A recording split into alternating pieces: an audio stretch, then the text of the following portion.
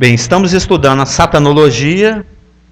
Dentro da satanologia, nós estamos estudando a palê, ou a guerra espiritual na qual nos encontramos.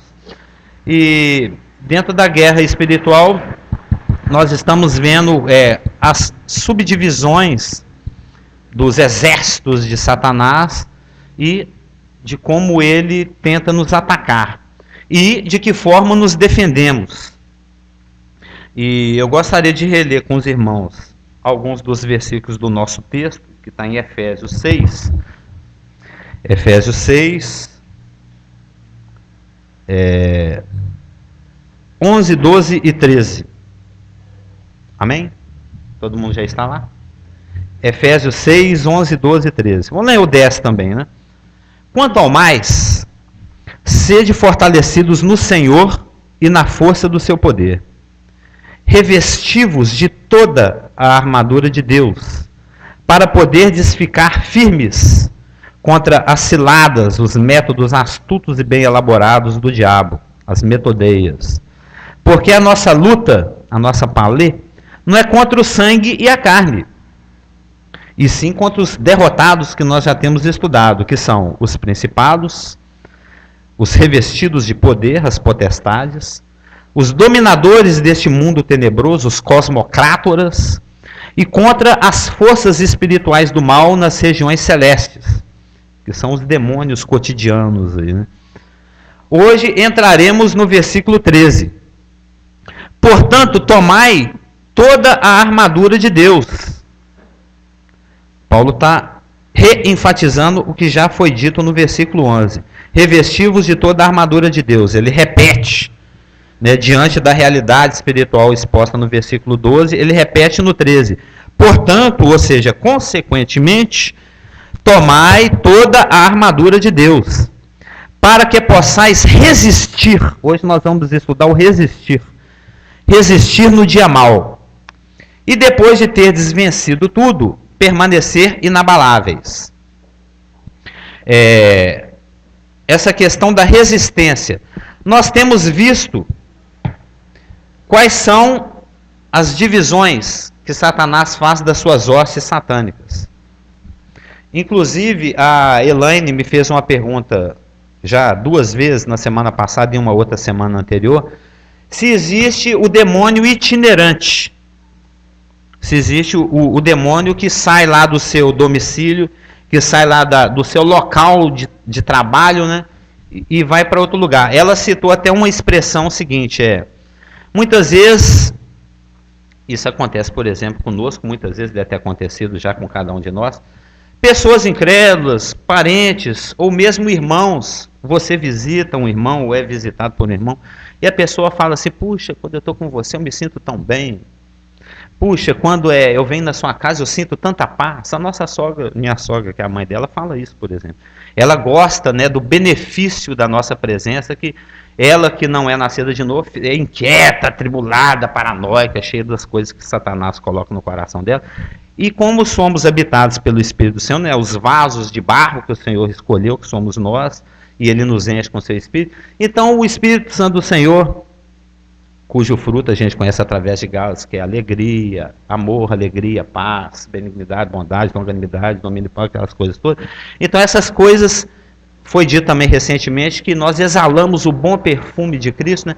Essas coisas são percebidas inconscientemente, né? Eu estava até lendo no livreto que a Márcia me emprestou, o mundo espiritual, a luta espiritual é uma realidade. É algo invisível, é algo que não se vê, é algo que não se percebe, não se escuta, mas é algo que está acontecendo full time. A luta espiritual nos envolve o tempo inteiro, mesmo quando a gente está dormindo. Principalmente quando a gente está dormindo. Eu estava até lendo naquele livretinho, o pastor Stevens, ele já dissertou a respeito disso. Eu pretendo fazer um resumo e trazer aqui para os irmãos. Então, muitas vezes a gente já deve ter ouvido isso da parte de um incrédulo, né? Puxa, eu sinto tanta paz quando eu estou na sua presença, quando eu venho na sua casa. É por causa da presença do Espírito Santo nas nossas vidas. E existe o contrário também. Existem pessoas não nascidas de novo, incrédulas, né, os incréus, né, que muitas vezes você sente quando está na presença delas, ou quando elas se aproximam, ou quando você chega ao lugar onde essa pessoa trabalha, mora, habita, está, uma coisa ruim, um peso, algo negativo, né? A Elaine até foi a base da pergunta dela, ela fala assim, puxa, o fulano foi lá no centro espírita, voltou carregado, né? É uma forma de dizer, é uma coisa meio que sincretista que nós brasileiros entendemos um pouco, talvez o Cliff não, é porque nós somos, a nossa formação étnica, né? Ela envolve os africanos, né? Nós somos descendentes de uma mistura de europeus com ameríndios, com africanos. Então, por causa das religiões africanas, nós brasileiros usamos muitas palavras que vêm da Umbanda, né? Usamos muitas expressões africanas, e essa é uma delas, que está presente até na igreja, inclusive, né? A gente fala assim, mas o fulano está carregado, né? Ou significa, o que a gente brasileiro quer dizer com isso? Que tem muito demônio te acompanhando, né? A pessoa vai, passa o Réveillon lá na praia, lá no Rio, por exemplo, lá muitos despachos são feitos aos demônios, a Iemanjá, eles colocam oferendas no mar, tal, e as pessoas muitas vezes vão lá, não tem noção da realidade espiritual, pode ser um incrédulo, pode ser um crente, o problema mais ainda é quando é um crente, né, que participa, permite, concorda, ou não toma uma postura contra, né, e isso influencia de alguma forma, mas às vezes vem um incrédulo lá da praia lá e fala, não, meu fulano foi lá e voltou carregado, né? Traz uma presença negativa, algo que traz animosidade, uma irritabilidade, coisas desse tipo. Porque se o fruto do Espírito é amor, alegria, paz, o do demônio é tudo ao contrário disso, né? É guerra, é ódio, é animosidade, é divisão, e é tudo aquilo que estimula os apetites exageradamente, glutonaria, bebedice, orgias, etc. Então ela me perguntou assim, Carlos, não existe um demônio itinerante? Por exemplo, a pessoa vai lá num local onde a coisa está pesada, né? Onde o demônio tem bastante espaço para atuação, e ela volta e ela traz isso com ela, e a gente fala, será que esse demônio veio acompanhando a pessoa? Eu creio que não existe o demônio itinerante. Eu creio que existe a transmissão de ordens, né? De comandos. Satanás, ele é o general, nós vimos, ele está lá é o boss, é o chefe, abaixo dele vem os príncipes, depois vem os com poderes delegados, os poderosos, depois vem os cosmocrátoras, depois vem aquela infinidade de hostes, de demônios, que são os seus exércitos, aqueles que fazem o trabalho sujo, como a gente falou, né? Aqueles que põem a mão na massa. E, através do livretinho que a Márcia me emprestou, você vê, procurando a resposta para uma pergunta, a gente acha mais conhecimento ainda. Eu fui confrontado com um texto que está em Jó 41:16, que chegou a me assustar, esse texto. Porque eu sabia que os demônios são muitos, mas eu não sabia que eram tantos. Realmente, o número de demônios que serve a Satanás é quase que infinito. Por isso que ele consegue simular a onipresença e a onisciência. Deus é onipresente e onisciente, mas Satanás tenta remedar a Deus, né? E ele tenta remedar a onipotência, a onisciência e a onipresença dele. E ele faz isso com um sistema muito bem organizado e articulado de hostes que o servem e que o mantém totalmente informado full time, né? Alguém me falou hoje cedo que o demônio não dorme, né? Realmente, você está ali dormindo, mas ele está ali do seu lado, te estudando, projetando ideias, projetando acusações, projetando paranoias na sua mente, projetando formas para que você peque, para você se afastar de Deus. Porque ele sabe do poder da graça na nossa vida. Então, não é necessário que o demônio itinere, né? Porque ela até comentou, quer dizer, então eu fui lá no Espírito Santo, à medida que eu volto de lá, todos os quilômetros pelos quais eu passo, você vai cortando territórios demoníacos.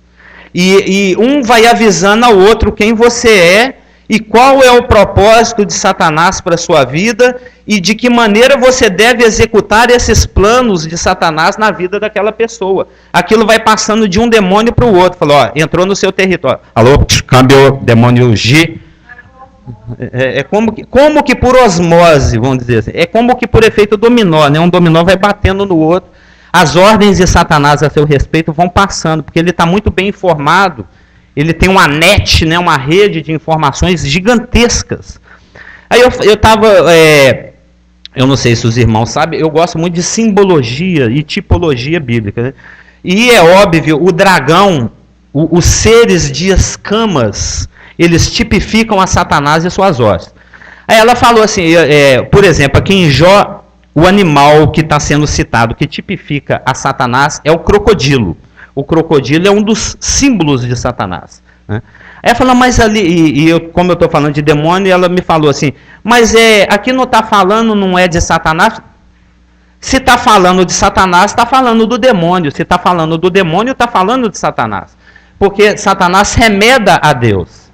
Se nós formamos um só corpo com Cristo, se Cristo é a cabeça e nós somos membros do seu corpo, Satanás remeda isso também.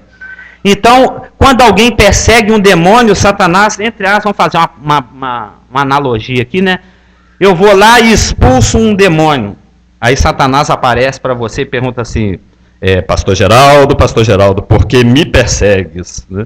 Ou seja, quando você atinge um demônio, você está atingindo Satanás. Porque é uma corporação. Nós formamos um corpo, eles formam uma só corporação. Então, cada um demônio, cada um príncipe, cada potestade, cada cosmocrátora, ele está unido e ligado a Satanás em propósitos, em planos. Eles remedam a Jesus Cristo e a sua noiva. E a forma como Jesus Cristo atua através da noiva. Então, quando você fala de um demônio, você está falando de Satanás. Quando você fala de Satanás, você está falando de todos que sob ele estão. Entendeu? Então, essa passagem, por exemplo, fala o seguinte, e as escamas, né, se o dragão, se o crocodilo simboliza Satanás, as escamas que compõem o crocodilo, que compõem o dragão, simbolizam aqueles que compõem os seus exércitos. Então, cada escaminha ali do réptil é como que fora um demônio, é como que fora um comandado por Satanás, né? E o versículo de Jó 41, 15 e 16 fala o seguinte, as fileiras de suas escamas são o seu orgulho, como uma bem encostada, cada uma bem encostada na outra, como que por um selo que as ajusta. A tal ponto uma se chega a outra, que entre elas nem o ar passa. Ou seja, são tantos demônios que existem, que nos cercam e que servem a Satanás, eles são tantos e tão inúmeros, e eles... Já viu aqueles filmes em que as fileiras de soldados, quando elas atacavam, para poder fazer uma formação mais maciça, mais difícil de resistir e mais ofensiva, até a polícia militar, quando ela vai enfrentar um motim, a coisa está pegando ali no centro, bomba de gás lacrimogêneo, eles não se colocam ao lado do outro e se perfilam seus escudos, um sobrepondo ao outro e vem batendo os cacetetes nos negócios, nos escudos, você já viu isso? Vem aquela formação. Quem assistiu o filme 300 sabe o que é isso. Joga aquele monte de dardos, vem aquela chuva de dardos, aquele monte de escudo levanta assim, como se fosse uma escama. Aquela formação maciça, né, que é difícil de ser vencida. Se você derruba um, né, na mesma hora já vem outro e se coloca no lugar, para não ter brecha, que se você abrir uma brecha, a coisa toda se desfaz. Né? E é assim que Satanás nos ataca e nos resiste. Então, o número de demônios que existe são tantos que não existe nem um espaço de uma molécula entre um e o outro. Né? Não é o H2O ali, aliás, o H2O é a água, né? O O2, o CO2, né? A molécula de ar aí, de carbono e oxigênio, não passa nenhuma molécula entre um demônio e o outro, assim, de tantos que eles são. De tão perfilados, de tão compostos, de tão escamados que eles são. Eles se sobrepõem um ao outro e ainda vem um selo de Satanás e lacra tudo. Né? Então, você vai lá, arranja uma encrenca lá no Espírito Santo, volta para Belo Horizonte, mas o demônio não vem te acompanhando de lá. A ordem dele vem passando. vem um rastro. O fedor de Cristo que te acompanha, vamos dizer assim, que para nós é o bom perfume, para ele é o mau odor de Cristo, né? O fedor de Cristo vem te acompanhando e os demônios vão sabendo, é aquela ali que nós temos que matar, roubar e destruir. E as ordens vão passando, de soldado a soldado, e te acompanhando, entendeu? Ele não precisou te acompanhar, já tem número suficiente para te vigiar ao longo do caminho.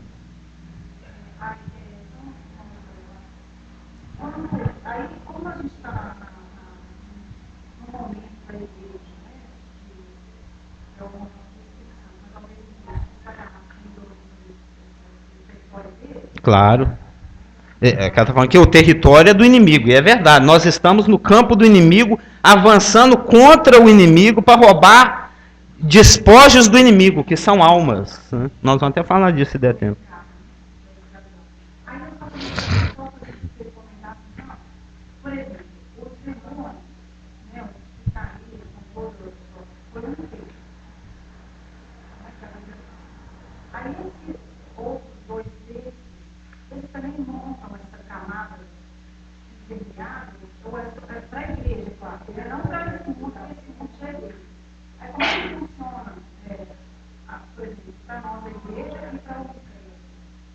Entendi.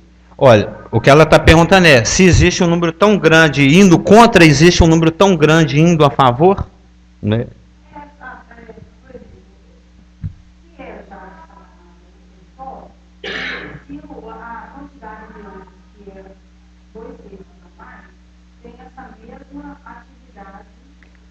Olha, eu nunca...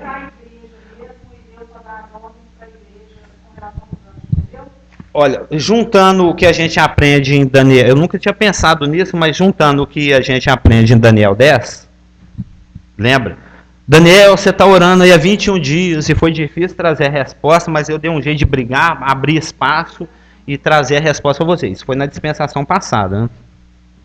Na dispensação presente, o que nós temos é isso aqui que está falado em Efésios 6, por exemplo.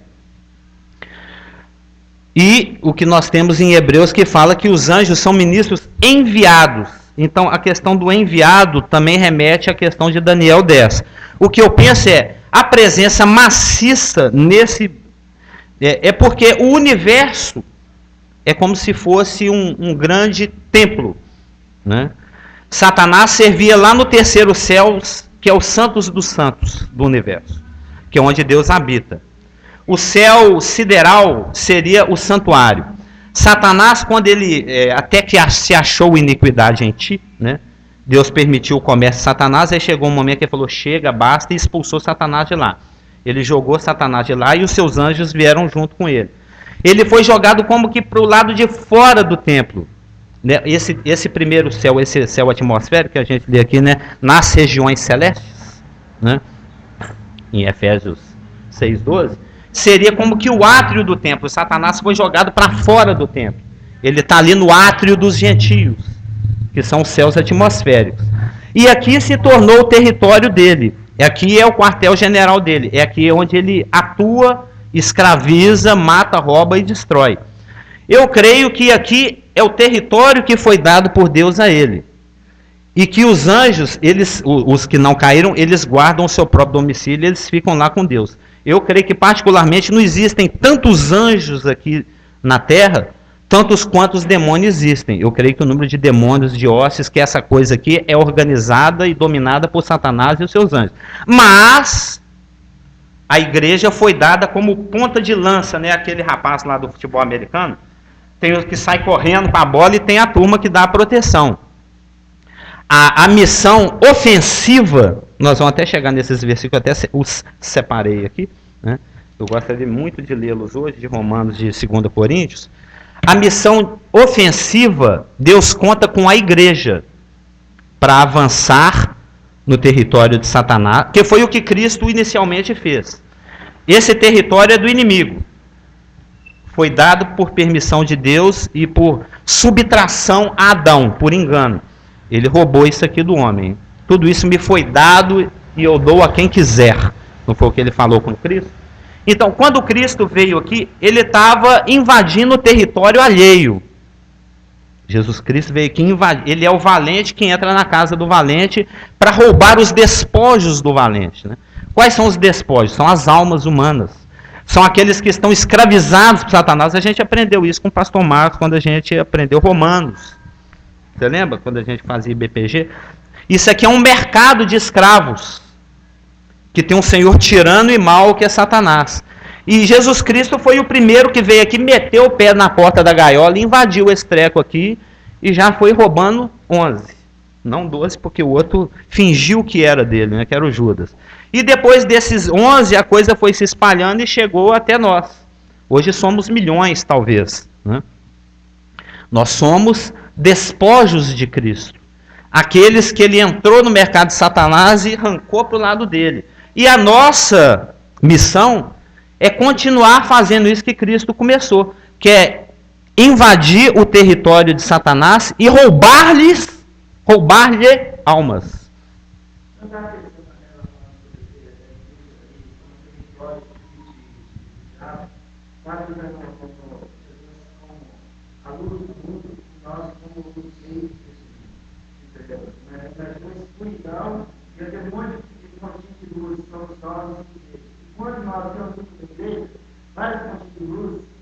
Aí virou um farolzão, né? Mas ele não tem nada com a luz. É o capítulo 1. Mentira ou é verdade, ou é trevas, ou é luz. Então tem que misturar uma coisa. Exatamente. Porque onde tem luz, a treva é a ausência de luz. Então, se os luzeiros estão no mundo inteiro, se os luzeiros pequenas, clareira. Então, eu estava dizendo aqui, o capítulo território do diabo. Com certeza, nós somos luzeiros desse mundo. Com certeza. Para que a luz de Cristo, e realmente com o nosso funcionamento, está clareado, está iludido ao redor. Incomodado. Incomodado, porque nós estamos brilhando. E quando a palavra de Deus está sendo ressaltada, mais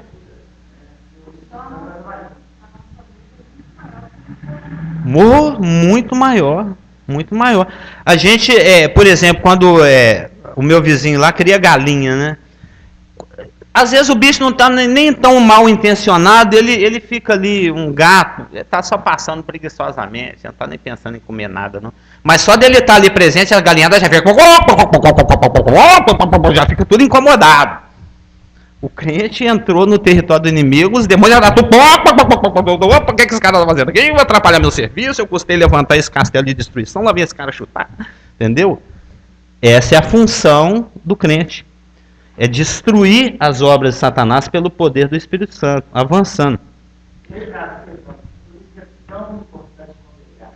Importantíssimo, como diria o Kiko. Ou é o Chaves? Claro. E por isso que Satanás luta tanto contra o crente para que ele não se congregue. É todo o esforço dele, é como me disse o Braulio há 20 anos atrás, o único intento de Satanás é neutralizar o crente. Cada crente que ele neutraliza é uma bomba de hidrogênio a menos. Porque o poder do Espírito Santo, o poder da graça nas nossas vidas, a gente vinha conversando isso ontem no carro, é impressionante o poder da obediência. Que quando você, com simplicidade, né, nas coisas simples de Cristo, resolve obedecer genuinamente a palavra, isso começa a incomodar para tudo quanto é lado. É parente incrédulo, até crente. Crentes se incomodam pró e contra você, incrédulos se incomodam pró e contra você, você vai atrapalhando os esquemas de Satanás, você vai incomodando, e ele começa a levantar instrumentos de todos os tipos, para ver se te tira desse caminhar. Porque ele sabe que a tendência daquilo é só crescer. Ele sabe que depois que o Espírito Santo conquista seu coração, a tendência é só piorar para o lado dele. E as coisas vão se ajeitando cada vez mais nas nossas vidas. Nem sempre parece. Lembra de um dos pontos da nossa luta, é que a nossa vitória nem sempre é aparente. Muitas vezes você tem que se arrancar a pé lá da sua casa para evangelizar, mas você está na vitória. Parece que está na derrota, mas você está na vitória. Quem está na derrota é o outro. E ele tenta projetar o contrário. Ele tenta projetar que você é o fracassado. Nossa, como é que Deus não está nem aí para você? Mas é o contrário. Acho que nem vai dar tempo, mas é a questão e depois de ter vencido tudo, permanecer inabaláveis. Né? É o restinho, lá o finalzinho do versículo 13. O assunto aqui é perseverança. Eu não sabia que a questão da perseverança era tão importantíssima. Como é importante perseverar. Entendeu? Mas isso ainda não é o nosso assunto. Eu gostaria que os irmãos abrissem comigo em Romanos 13, de 11 a 14, porque nós estamos aqui, né? Portanto, tomai toda a armadura de Deus. Portanto, né? O portanto aqui tem um sentido de conclusivo, né? Eu estava até olhando, ela se equivale àquele versículo que já foi citado aqui, em Efésios 5:31. Eis porque, né, deixará o homem pai e mãe e se unirá à sua mulher, porque o vínculo matrimonial é mais importante do que o vínculo filial, né? Tem esse mesmo sentido do eis porque, ou seja, é algo conclusivo, né? Tendo em vista que, né, já que a coisa, como disse Elaine, é tão séria, né, já que a luta é tão intensa, já que a natureza da nossa luta contra Satanás e o seu gigantesquíssimo número de auxiliares é tão intensa, é tão pessoal, o apóstolo está insistindo em ordenar o uso de toda a armadura. Ele repete a ordem, né? É como se ele dissesse: não permita que o inimigo te surpreenda sem defesa. Não fique panguando. Olha como é que tem gente aí querendo te destruir. Eu, o diabo, o meu príncipe, o meu dominador, o meu cosmocrata, a minha multidões de escamas demoníacas, né? Olha o tanto de inimigo que está tentando te surpreender sem defesa. Ou seja, não perde seu tempo, põe logo a armadura. Vista-se de toda a armadura, né? E a partir do domingo que vem nós vamos ver a questão da armadura. E é interessante quando você se dispõe a ouvir o que o Espírito Santo tem para dizer. Eu já tinha estudado a armadura em outras épocas. Mas engraçado como a gente não deve se satisfazer com o estudo superficial da palavra. Na época eu me satisfiz com o estudo superficial da palavra. Tipo assim, né? Estai, pois, firmes, cingindo-vos com a verdade. Aí, Jesus Cristo falou: eu sou o caminho, a verdade e a vida. Né? É até aqueles estudinhos que vem naqueles livretinhos, assim, muito sumários, muito superficiais, muito breves, né? Sem conteúdo e profundidade. Né? Justiça, é o Senhor, é a nossa justiça. Né? Nele fomos ser justiça de Deus. O evangelho da paz, a gente tem que evangelizar. Mas não é tão superficial assim. O Senhor tem me levado a estudar a coisa de uma tal forma que isso aqui, além de ser realmente isso aí, essa verdade, não, ele é a verdade. Então, se Jesus é a verdade, está falando de Jesus aqui. Mas quando a gente estuda os verbos, as conjugações, os tempos, o texto, o seu contexto, como uma frase se articula com a outra, a ênfase que Paulo está exigindo, que ele está clamando, que ele está pedindo aqui nesse texto, é de uma apropriação pessoal da verdade, da justiça, da paz, da fé, da salvação, da palavra, da oração e da súplica, e a sua manifestação prática. Ou seja, não é algo tão teológico e bonitinho assim, nossa, eu me cinjo da verdade, é o cinto, é a verdade que sustenta todas as coisas. Jesus é a verdade, beleza. Esse é o ponto inicial. Esse é o ponto de partida. Não é só aqui que a gente fica. Tá, e como isso é efetivo na sua vida? Como é que você faz disso algo prático? Como é que você vive isso? Como é que isso atinge a Satanás? Como isso destrói as armas de Satanás na sua vida? É algo tão profundo como eu vou para o meu leito conjugal e na hora que eu estou para possuir a minha esposa, Satanás projeta a imagem de outra mulher na minha mente, para que eu tenha minha esposa pensando em outra. Isso aí é render a manifestação da graça na sua vida e ceder espaço para Satanás. Você tem que lutar continuamente contra isso, porque a palavra da verdade te fala muito a respeito desses assuntos. Entendeu? Por exemplo, dentro daquele livretinho que a Márcia me emprestou, que é preciosíssimo, Davi, ele fala num certo salmo o seguinte, que o meu pecado está continuamente diante de mim. E Satanás, ele é tão sutil que muitas vezes é igual o Faraó. Faraó é um dos outros tipos de Satanás. E à medida que que a revelação de Deus é progressiva, né? Que a progressividade da revelação de Deus foi se manifestando, Faraó foi cedendo. Não, ninguém vai sair do Egito. Aí Deus deu poder para Moisés, Moisés manifestou algumas, 10 coisas manifestou o poder de Deus. Aí Satanás recuou, porque resistir ao diabo e ele fugirá de vós. Aí ele recuou um passo, falando, então beleza, pode ir você e sua família. Não, vai sair todo mundo. Deus manifestou o poder dele através de Moisés. Satanás recuou mais um passo. Então pode ir você e os boi. Vai ter que ir todo mundo. Manifestou o poder de Deus mais um pouquinho, que Satanás recuou mais um pouquinho. Então, pode ir você, os boi e as ovelhas. Ele não entrega o jogo. Não, vai ter que ir todo mundo. Por fim, Moisés falou assim, ó, não vai ficar nenhuma unha. Se o cara cortar a unha e cair no chão, eu cato a unha, põe no bolso e levo. Não vai ficar nada, vai ter que sair tudo. E no final das contas, quando Deus atingiu o Faraó naquilo que ele mais tinha de precioso, que era o seu próprio filho, aí bateu aquele desespero e mostrou, vai embora, sai daqui, eu nem quero ver suas caras mais. Depois que os agentes dele foram falar, mas Satanás, olha o que você fez, você entregou o ouro aí pro não bandido, do ponto de vista de Jesus é o bandido, entregou o ouro pro bandido, ele falou, nossa, onde é? Aí a ficha dele caiu, ele foi correr atrás do prejuízo. Aí o prejuízo ficou maior ainda, né, que ele acabou morrendo também. Então, o texto, porque Paulo era muito prático, ele via as coisas acontecendo na igreja, ele queria uma correção efetiva daquele problema. Ele queria que aquilo fosse corrigido, como é que é? É de menino que se torce o pepino, né? Ou seja, você tem que cortar o mal pela raiz. Ele já sabia que a coisa começa de uma forma sutil, né? Nas parábolas do reino, lá de Mateus 13, o grande sistema religioso global, satânico, escatológico, tribulacional, mas que vem florescendo desde Constantino, desde a igreja de Pérgamo, quando a igreja se casou com o mundo, que floresceu lá na Idade Média, e que vem crescendo.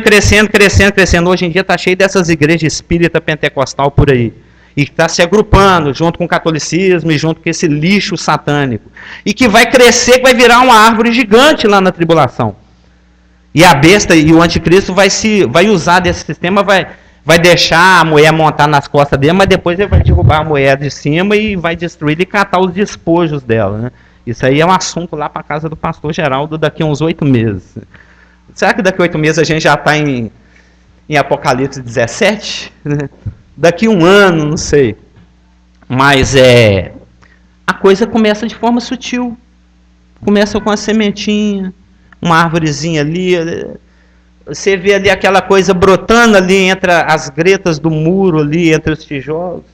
Aí você visita uma casa lá em uma cidade de praia, lá no Rio. Aí você passa assim, você vê aquele raminho nascendo ali entre os dois tijolinhos.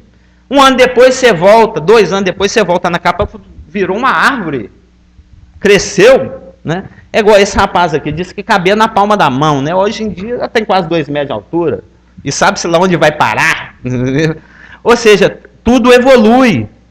Tudo evolui. Por isso que não se pode permitir que a coisa comece. Principalmente quando a coisa é satânica. Por isso que Davi ele orava, Senhor, o meu pecado está continuamente diante de mim.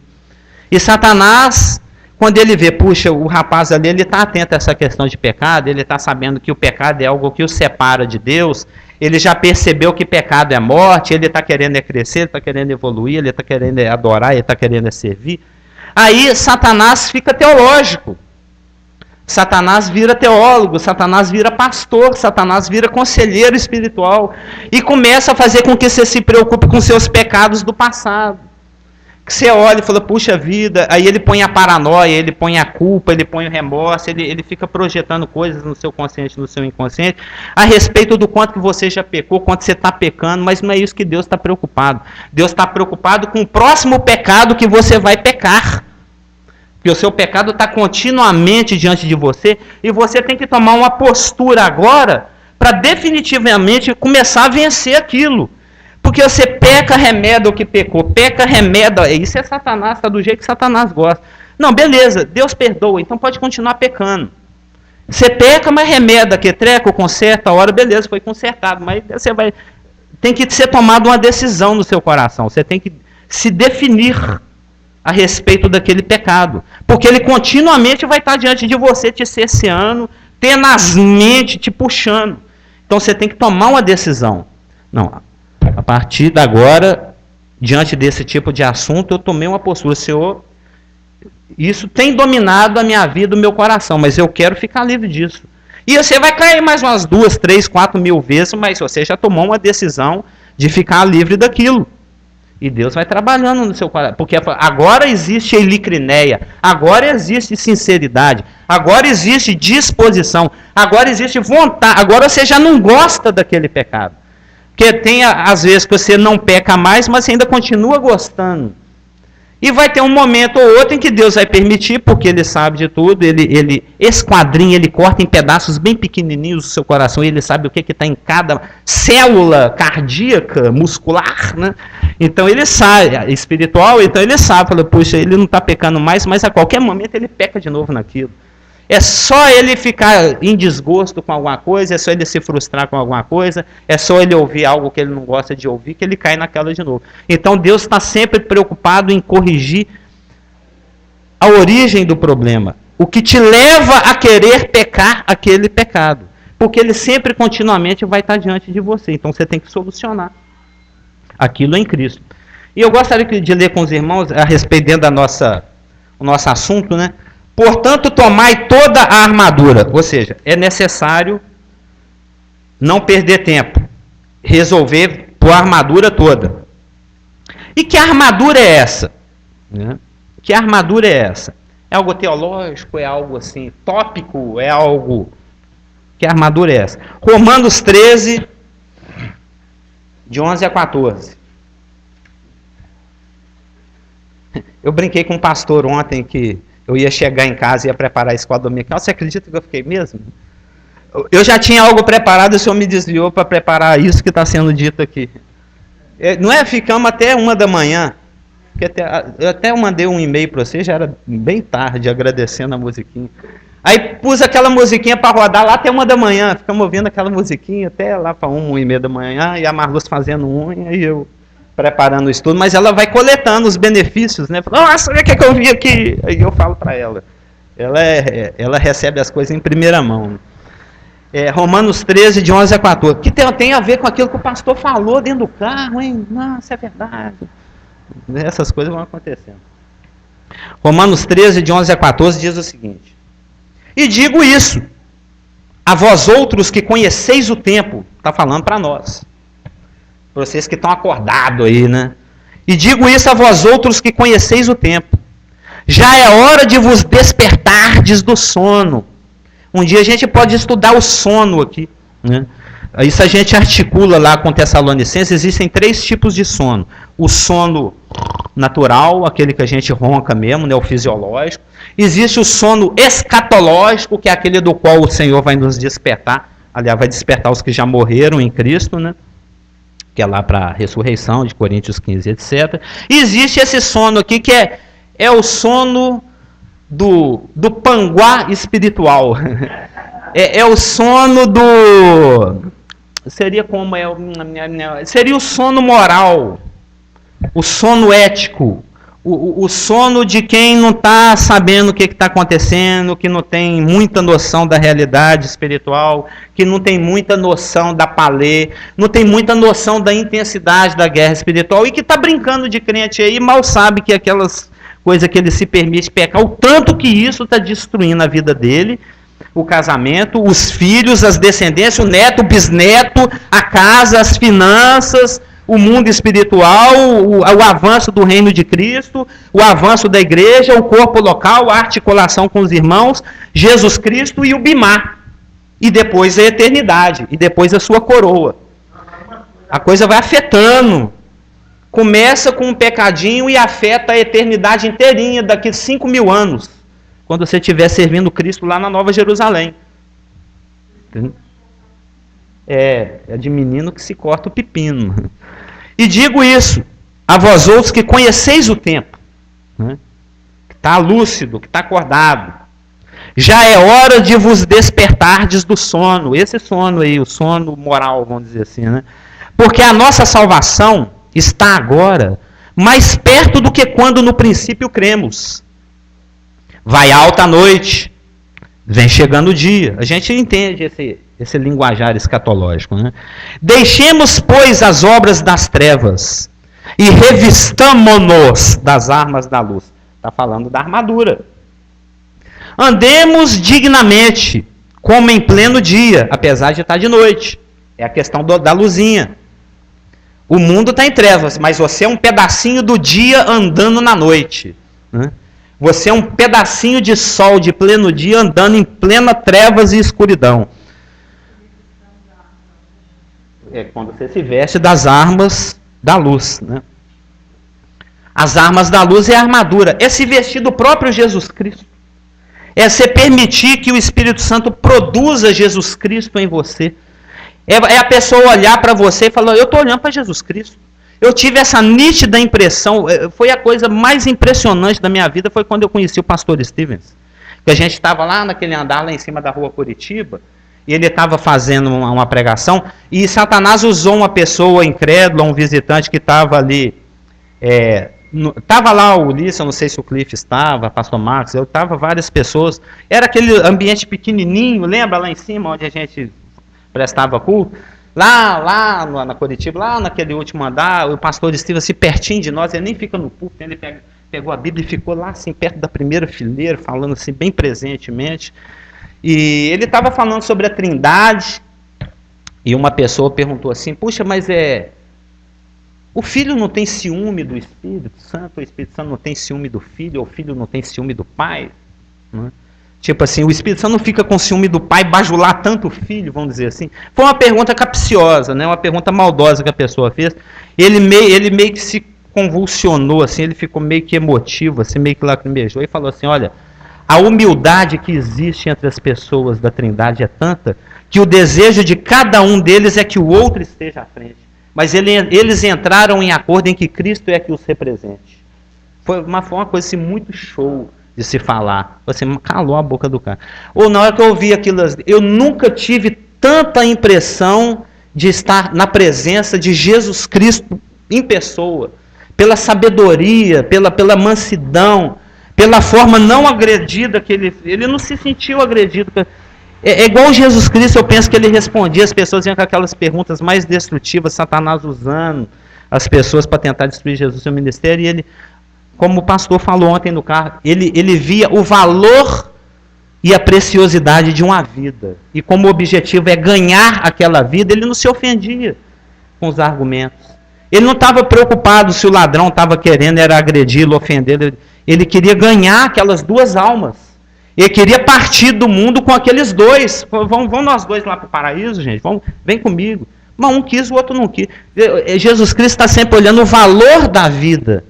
Não importa o quanto que a pessoa errou, o quanto que a pessoa está suja, o quanto que a pessoa tem errado, o quanto que ele quer a vida, ele quer aquela alma, ele quer ter relação, porque foi para isso que ele criou o homem.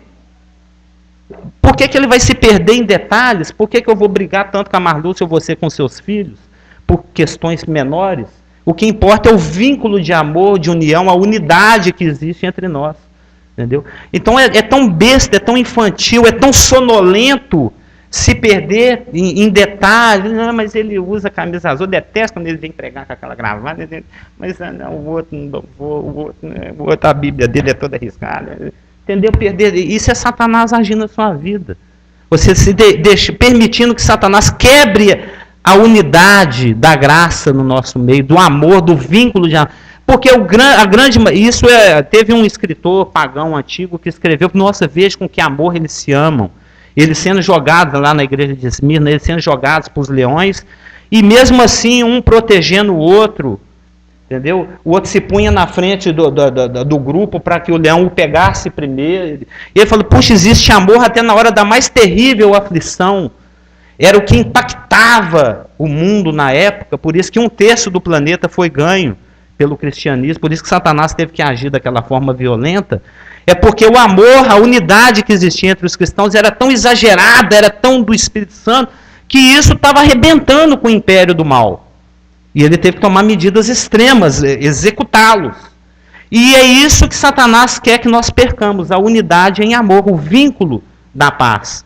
Entendeu? Porque à medida que a gente se ama e que a gente é um pelo outro, custe o que custar, isso impacta o reino de Satanás. Isso arrebenta com as fortalezas de Satanás. Isso impacta o mundo e ganha almas. Foi uma das acusações uma acusação de Pedro para justificar por todo o texto de Roma, da questão cristã. O amor. Ele falou que os cristãos cometiam incesto em cada irmão. Sendo que ele mesmo ficava com a mãe, né? Porque nós somos irmãos de Cristo e nós casamos sempre vai ter um argumento tolo, né? E sem fundamento. Então, que é onde eu realmente quero chegar, versículo 14. Andemos, Romanos 13. Andemos dignamente. Lembra que o contexto de Efésios, eu falei que o versículo em torno do qual Efésios todo se articula é Efésios 4:1. Rogo-vos, pois eu, prisioneiro no Senhor, que andeis do modo digno da vocação a que foste chamados. Aí ele descreve a forma digna de se andar na comunidade, na família, consigo mesmo, com a esposa, com os filhos, com o patrão e etc. Para finalmente ele concluir com a armadura no capítulo 6. É o mesmo assunto aqui de Romanos, porque tudo é uma unidade. Andemos dignamente. Isso se equivale a Efésios 4:1.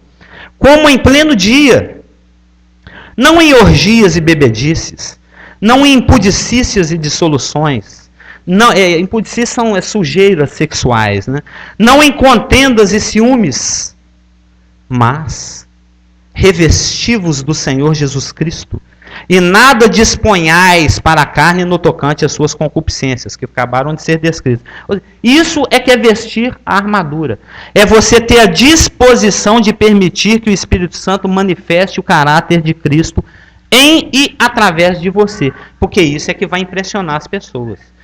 Não é falando, você sabia que Deus amou o mundo de tal maneira. Falar esse versículo é importante, mas você tem que viver esse versículo. Você tem que manifestar esse versículo. Você tem que manifestar o amor de Deus pelas pessoas. Você tem que mostrar como é que se ama antes de falar para que o outro ame. Entendeu? Isso é se revestir da armadura. É se revestir do próprio Senhor Jesus Cristo. É permitir que o caráter de Cristo seja formado e manifestado em e através de você. Que eu creio que é o que a gente tem buscado aqui. Eu gostaria de ler também 2 Coríntios 10:4 e 6:7. São versículos que falam da guerra espiritual. Eu estou gostando muito desse assunto. Vamos ler primeiro 2 Coríntios 10:4. 10:3 e 4. É porque nós temos visto aqui 2 Coríntios 10:3 e 4. Nós lemos aqui no versículo 12. A nossa luta não é contra o sangue e a carne, mas contra os principados, as potestades, os dominadores desse mundo tenebroso e as hostes espirituais do mal. Então, se a nossa luta é espiritual, se a nossa luta é contra inimigos espirituais, nós não podemos usar armas carnais. Satanás é que faz isso. Ele que é espírito, ele usa armas carnais para atingir aqueles que são carnais, que é o homem. E o novo homem que insiste em andar no velho homem. É o cara empurrando o carro com um tanque cheio, como eu já falei aqui, né? Quando você obra na carne, você tem uma Ferrari com um tanque cheio de gasolina azul e está lá empurrando o carro. O carro é uma máquina, né? Mas se você não entra nele, não liga e não acelera. Então, se a luta é espiritual, nós não lutamos usando armas carnais. Nós lutamos usando armas espirituais, que são essas que eu tenho citado aqui. É a sinceridade entre os irmãos, é o amor entre irmãos, é o pregar o evangelho por amor a Cristo e, consequentemente, aqueles que estão perdidos. Ou seja, é ter dignidade no matrimônio, é ter dignidade. O assunto é dignidade, é ter dignidade no matrimônio, nas relações com os seus patrões, nas relações com seus filhos, na relação com seus irmãos na igreja. Ele andar de modo digno. Traduzindo, mas é muita coisa para fazer, é coisa demais. Então, simplesmente obedeça o Espírito. O Espírito falou, faz. Você não precisa fazer tudo de uma vez, é cada passo. Né? Lâmpada para os meus pés. Você anda. Né? Acho que eu já citei isso aqui. A palavra sempre te revela o próximo passo. Ela não é aquele farol da luz azul que ilumina 3,5 km na frente. Deus nunca vai te mostrar o que vai te acontecer em 2014. Ele vai te mostrar o que vai acontecer daqui 1 segundo, daqui 1 minuto. A Márcia lá, ó, para aí. Ela parou, o motoqueiro passou. Senão o motoqueiro teria entrado dentro do carro dela. Ela te contou, né?